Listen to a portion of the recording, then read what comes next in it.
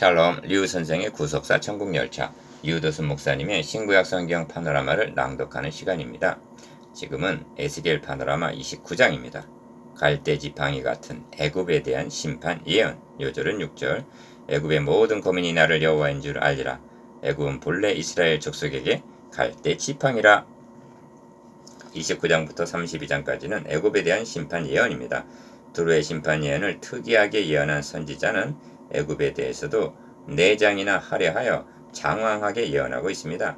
이는 이스라엘의 역사를 말할 때 애굽을 도외시할 수가 없기 때문으로 여겨집니다. 처음에는 귀빈 대접을 하던 야곱의 족속들을 후에는 노예로 부려먹은 것이 애굽입니다. 그럼에도 불구하고 이스라엘 백성들은 애굽의 미련을 버리지 못하고 출애굽 과정에서 애굽을 동경하면서 번번이 애굽으로 돌아가자 하고 반역을 했던 것입니다. 이런 애굽이 우리들에게는 이 세상을 사랑하는 것으로 적용이 됩니다. 이 점을 본문 관찰에서 보게 될 것입니다. 본장의 중심점은 애굽이 이스라엘에게는 갈대 지팡이와 같다는 데 있습니다.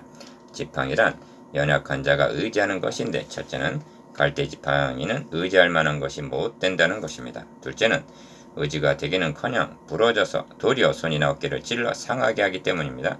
도표를 보시면 애굽은 본래 이스라엘 족속에게 갈대 지팡이라를 중심으로 1. 애굽으로 낯을 향하고 쳐서 예언하라 하시면서 2. 강들에 누운 큰 악어라 하십니다. 3. 그러므로 애굽 땅이 사막과 황무지가 되리라. 4. 바벨론 왕에게 붙일 것이라. 5. 그러나 40년 후에 다시 모을 것이라 하시면서 6. 이스라엘 족속에게 한 뿔이 솟아나게 하리라 약속하십니다. 이를 두 단원으로 나누어 상고하겠습니다. 첫째 단원 1절에서 16절 강들 중에 누운 큰 악어. 둘째 단원 17절에서 21절 애굽을 느부갓네살에게 주리라. 첫째 단원 1절에서 16절 강들 중에 누운 큰 악어. 너는 말하여 이르기를 주 여호와의 말씀에 애굽 왕 바로야, 내가 너를 대적하노라. 너는 자기의 강들 중에 누운 큰 악어라. 스스로 이르기를 내 이 강은 내 것이라, 내가 나를 위하여 만들었다 하는도다. 3절 1. 첫째 단원의 중심점은 애굽을 강들 중에 누운 큰 악어라 말씀함에 있습니다. 제10년 10월 12일에 여호와의 말씀이 내게 임하여 가라사대, 인자야, 너는 애굽 왕 바로와 온 애굽으로 낯을 향하고 쳐서 예언하라 하십니다. 1절에서 2절 2. 너는 말하여 이르기를 주 여호와의 말씀에 기업 애굽 왕 바로야, 내가 너를 대적하노라. 너는 자기의 강들 중에 누운 큰 악어라. 디귿 스스로 이르기를 내 이 강은 내 것이라, 내가 나를 위하여 만들었다 하는도다 합니다. 3절 바로를 강들 중에 누운 큰 악어라고 말씀함은 하나님의 백성들을 대적했기 때문입니다. 이사야 27장 1절에서는 그 날에 여호와께서 그 견고하고 크고 강한 칼로 날랜 뱀 리워야단을 벌하시며 바다에 있는 용을 죽이시리라 합니다. 3. 내가 갈고리로 너의 아가미를 꿰고 너의 강의 고기로 너의 비닐에 붙게 하고 너의 비닐에 붙은 강의 모든 고기와 함께 너를 너의 강들 중에서 끌어내고 너와 너의 강의 모든 고기를 들에 던지리니 너가 지면에 떨어지고 다시는 거두거나 모험을 입지 못할 것은 내가 너를 들짐승과 공중의 새의 식물로 주었음이라 합니다. 4절에서 5절 이는 애굽 왕과 백성들이 함께 심판을 당하게 될 것을 가리킵니다. 그렇게 될 때 애굽의 모든 거민이 나를 여호와인지를 알리라 합니다. 6절 상반절 출애굽 당시도 10가지 재앙을 통해서 하나님의 하나님 되심을 알리셨습니다. 4. 애굽은 본래 이스라엘 족속에게 갈대 지팡이라. 그들이 너를 손으로 잡은즉 너가 부러져서 그들의 모든 어깨를 찢었고 그들이 너를 의지한즉 너가 부러져서 그들의 모든 허리로 흔들리게 하였느니라 합니다. 6절 하반절에서 7절 여기서 그들이란 이스라엘을 가리키는데 열왕기 하에도 이제 너가 그 저 상한 갈대 지팡이 애굽을 의뢰하도다 하고 열왕기하 17장 21절 이사야서에도 보라, 너가 애굽을 의뢰하도다.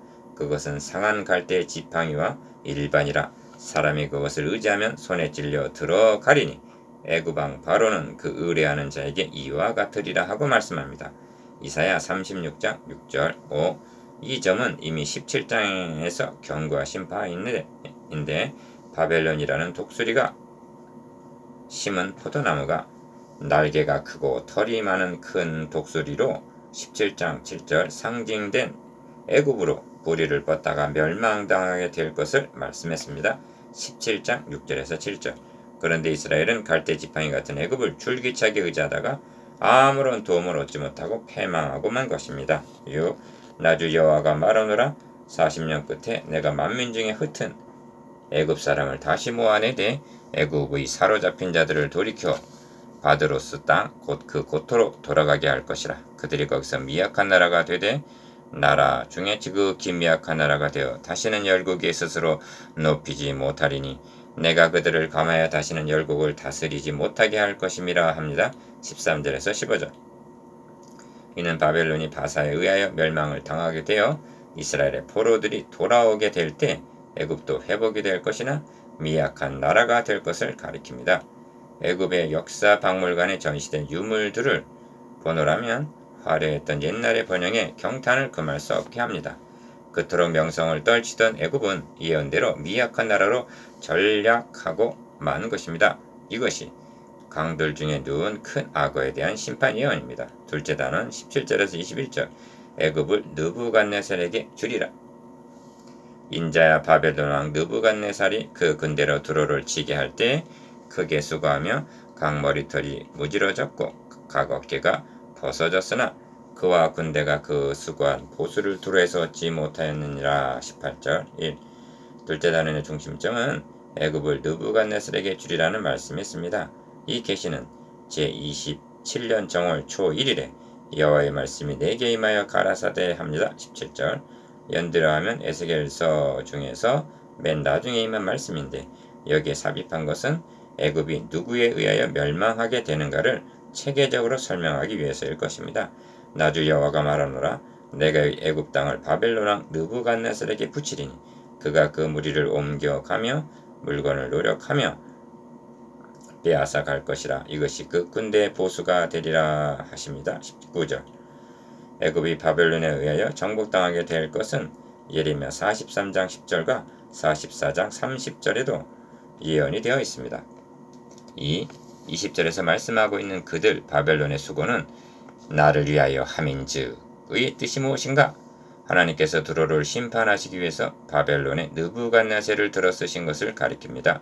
그때 바다로 둘러있는 두로를 공격하기 위한 진입로를 만들기 위해서 13년 동안이나 각 머리털이 무지러졌고 각 어깨가 벗어질 정도로 18절 부역을 하였으나 해상을 통해서 모든 부하를 도피시킨 후여서 전리품을 얻지 못했다는 것입니다. 그 보상으로 내가 애굽 땅을 바벨론 왕 느부갓네살에게 붙이리니 하시는 것입니다. 19절 3. 그런데 애굽에 대한 심판 예언을 예언하는 중에 그 날에 내가 이스라엘 족속에게 한 뿔이 솟아나게 하겠다고 말씀하심을 21절 주목하게 합니다. 뿔은 권세 있는 자를 가리킵니다. 그렇다면 한 뿔이 누군가? 가까운 역사적인 문맥으로는 포로귀환을 영도한 스룹바벨을 가리키는 것으로 볼 수가 있습니다만 이제까지 심판 중에 소망을 말씀한 패턴으로 볼 때 궁극적으로는 우리를 위하여 구원의 뿔을 그 종 다윗의 집에 일으키셨으니 누가복음 1장 69절, 시편 131편 7절 라고 한 그리스도를 전망한다 하겠습니다. 왜냐하면 하나님께서 이루시려는 회복은 바벨론에서의 귀환이 아니라 사탄의 포로된 자들을 돌아오게 하시는 데 있기 때문입니다. 이런 맥락에서 총독 스룹바벨도 그리스도에 대한 예표의 인물이라 할 수가 있습니다. 스가랴 4장.